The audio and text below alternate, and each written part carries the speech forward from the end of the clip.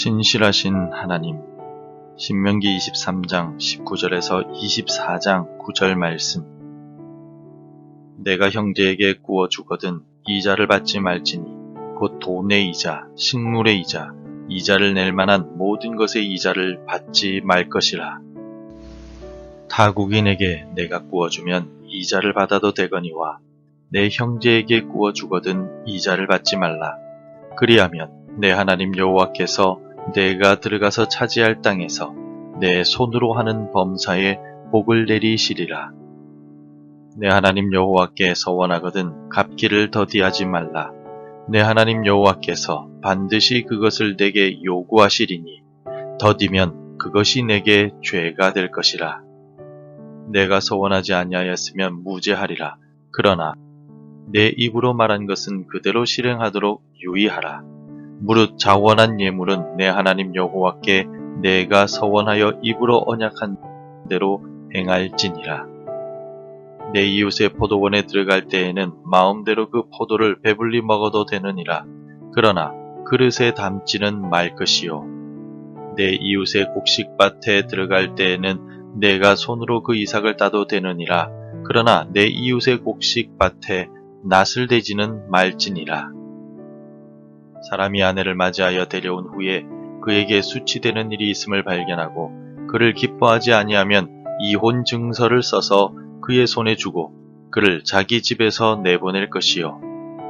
그 여자는 그의 집에서 나가서 다른 사람의 아내가 되려니와 그의 둘째 남편도 그를 미워하여 이혼 증서를 써서 그의 손에 주고 그를 자기 집에서 내보냈거나 또는 그를 아내로 맞이한 둘째 남편이 죽었다 하자 그 여자는 이미 몸을 더럽혔은즉 그를 내보낸 전 남편이 그를 다시 아내로 맞이하지 말지니 이 일은 여호와 앞에 가증한 것이라. 너는 내 하나님 여호와께서 내게 기업으로 주시는 땅을 범죄하게 하지 말지니라. 사람이 새로이 아내를 맞이하였으면 그를 군대로 내보내지 말 것이요 아무 직무도 그에게 맡기지 말 것이며 그는 1년 동안 한가하게 집에 있으면서 그가 맞이한 아내를 즐겁게 할지니라. 사람이 맷돌이나 그 윗짝을 전당 잡지 말지니 이는 그 생명을 전당 잡음이니라.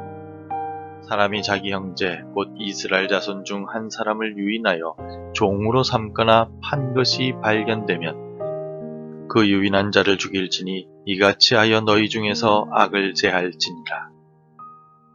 너는 나병에 대하여 삼가서 레위 사람 제사장들이 너희에게 가르치는 대로 내가 힘써 다 지켜 행하되 너희는 내가 그들에게 명령한 대로 지켜 행하라. 너희는 애굽에서 나오는 길에서 내 하나님 여호와께서 미리암에게 행하신 일을 기억할지니라. 과거에는 10년이면 강산도 변한다 라는 말이 있었습니다.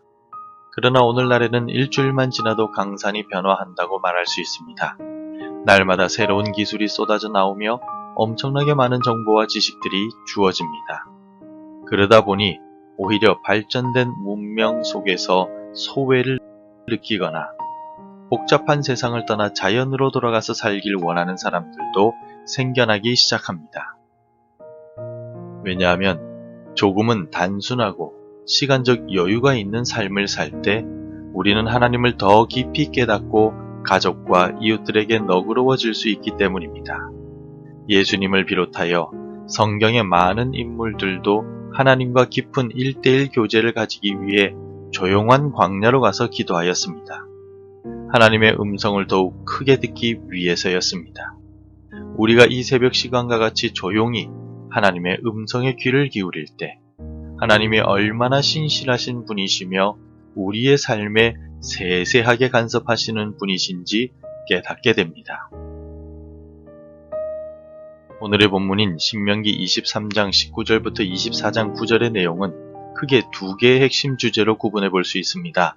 첫째는 이자를 금하고 서원을 반드시 지킬 것.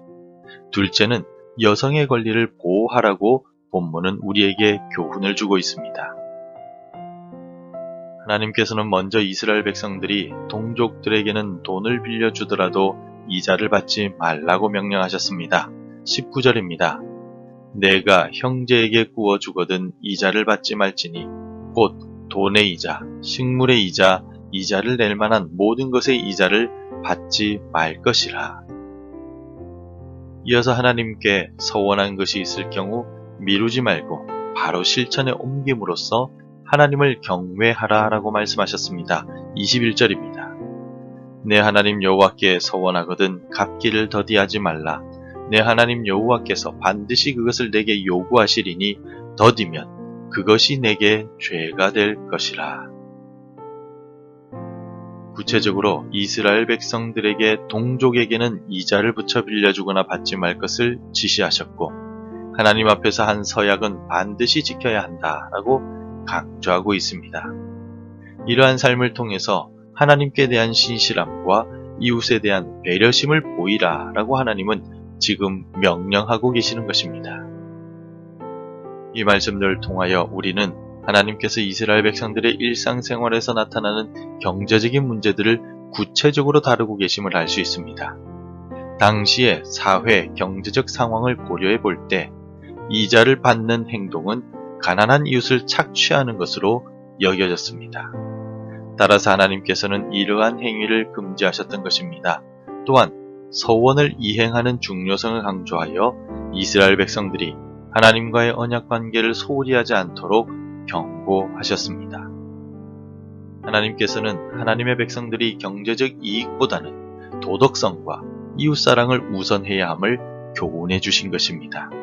또 하나님과 자발적으로 약속한 서원은 자신에게 해로울지라도 하나님을 경외하는 마음으로 반드시 지켜야 한다라고 말씀하셨습니다. 이로써 하나님을 사랑하고 이웃을 사랑하라는 율법의 대강령들을 실천할 수 있기 때문입니다. 하나님과 약속한 것이 있다면 하나님을 경외하는 마음으로 반드시 지키십시오. 이웃을 경제적 이익을 착취하는 대상으로 보지 말고 사랑과 섬김의 대상으로 바라보는 삶을 살아가십시오. 그리할 때 20절의 말씀처럼 하나님께서 우리 손으로 하는 범사에 복을 내려 주실 것입니다. 오늘 본문의 두 번째 부분에서는 이혼과 재혼, 군역이나 전당물에 관한 규정, 동족을 종으로 파는 일, 그리고 나병에 관한 규정들이 나옵니다. 특히 고대 근동 사회에서 소홀하게 여겨졌던 여성의 권리와 보호에 대해 하나님께서는 율법으로 규정하셨다는 점이 매우 의미가 있습니다. 24장 1절을 함께 읽겠습니다. 사람이 아내를 맞이하여 데려온 후에 그에게 수치되는 일이 있음을 발견하고 그를 기뻐하지 아니하면 이혼 증서를 써서 그의 손에 주고 그를 자기 집에서 내보낼 것이요. 이 말씀은 오랫동안 유대 사회에서 논쟁이 되었던 말씀입니다. 1절에서 이혼의 사유가 되는 수치스러운 일에 대해서 어떤 랍비는 남편을 기쁘게 하지 못하는 모든 것이라고 설명하였습니다. 하지만 이혼은 원래 하나님께서 허락하신 것이 아니기 때문에 기쁘게 하지 못한다고 해서 이혼 사유가 될 수는 없습니다. 또 다른 유대인 랍비는 간음을 뜻한다 라고 가르쳤지만 원래 간음을 저지른 사람은 돌로 처형을 하는 대상이지 이혼의 대상이 되지는 않습니다. 이 구절에 대해서 종교개혁자 칼빈은 아내에게 있는 일종의 질병을 뜻한다라고 설명한 적이 있습니다. 혹은 불임이 원인이 될 수도 있다라고 말합니다. 이러한 경우에는 이혼 증서를 써주고 이혼을 할 수 있다라고 규정하신 것입니다. 여기에서 이혼 증서란 이혼을 했다는 증서라기보다는 이혼한 아내가 다른 사람과 재혼을 할 수 있다는 법적 권리를 공식적으로 인정해주는 서약식과 그 증서를 뜻합니다.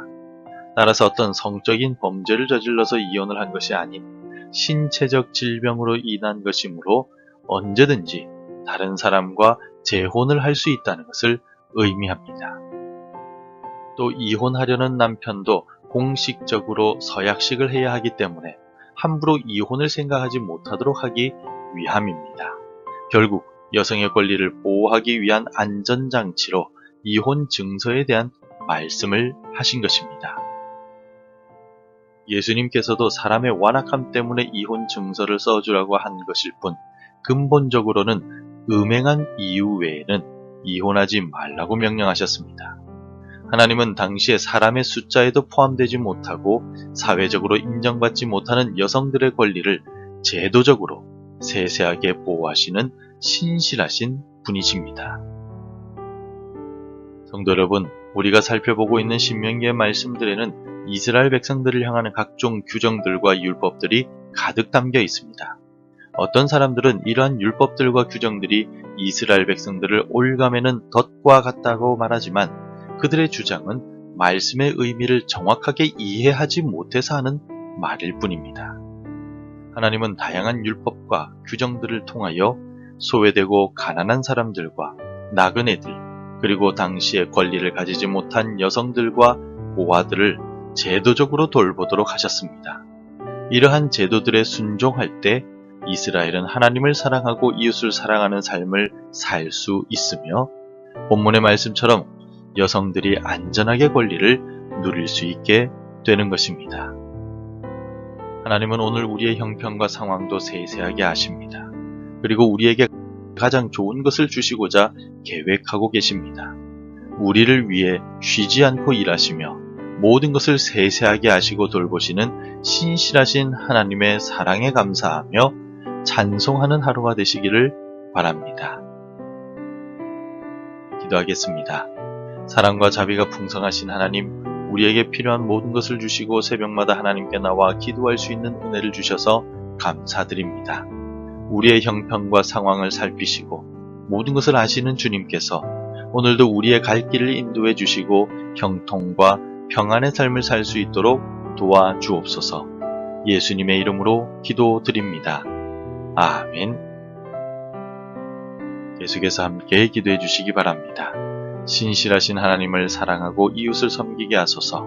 우리의 모든 형편을 아시는 하나님께 항상 기도하게 하소서. 우리 가정과 자녀들, 일터 위에 은혜와 복을 주옵소서.